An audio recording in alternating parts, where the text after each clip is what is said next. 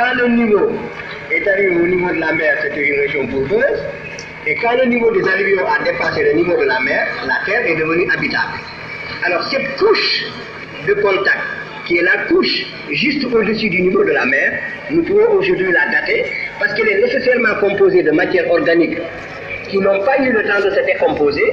Le Nil charrie donc les limons accompagnés de racines de toutes sortes de matières organiques. Et alors au niveau de cette couche, si on prend une carotte, on appelle ça une carotte, si on fait une carotte, alors on pourra atteindre cette profondeur correspondant au niveau de la mer.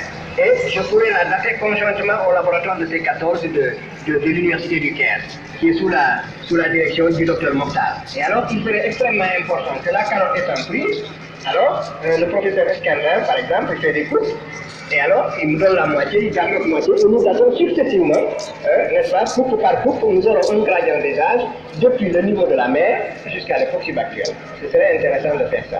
Voilà quelque chose qui ne coûte presque rien, des datations, en tout cas que nous ferions à Dakar, mais des datations gratuites. Donc, ce ne serait même pas payant. Il y aurait que la carotte à sortir et à donner une partie au professeur Escandin et l'autre à nous.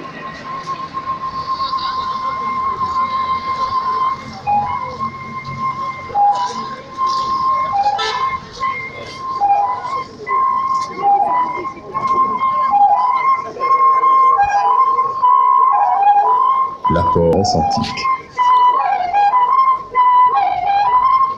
L'Égypte a été l'institutrice de la Grèce dans toutes les disciplines, c'est en fait certain. Ce sont les Grecs eux-mêmes qui le disent, ce sont eux-mêmes qui nous l'apprennent.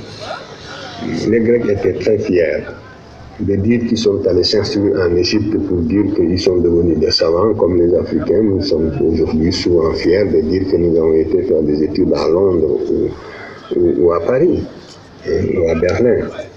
Alors, voilà quels étaient les rapports. Il n'est arrivé à aucun moment à la Grèce l'idée de se comparer à l'Égypte, justement. Même la Grèce, n'est-ce pas, de l'époque classique, a continué à vénérer l'Égypte. Et c'est cela qui frappe aujourd'hui l'imagination des spécialistes. C'est cela qu'ils veulent nier. Vous ne pouvez pas trouver dans les textes grecs de l'époque classique une contestation de l'Égypte en tant que mère des sciences. Au contraire.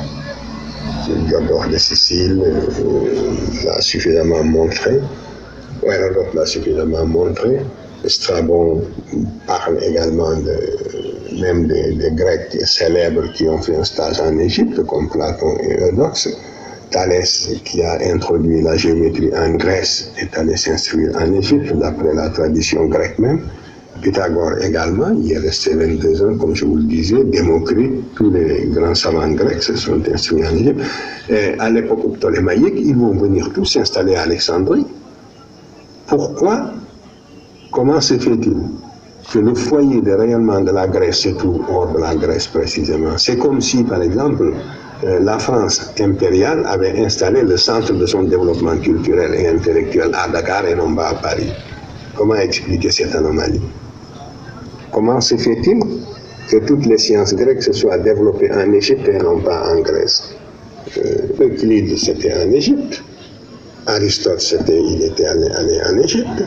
Tous les savants grecs qui ont fait l'honneur, qui ont fait la réputation de la Grèce étaient en Égypte et surtout à l'époque hellénistique. Comment expliquer cela? Parce que l'Égypte offrait une infrastructure scientifique que seule elle possédait à l'époque. Même l'Égypte, qui a cessé d'être indépendante, continuait à être l'institutrice de la Grèce dans le domaine du savoir.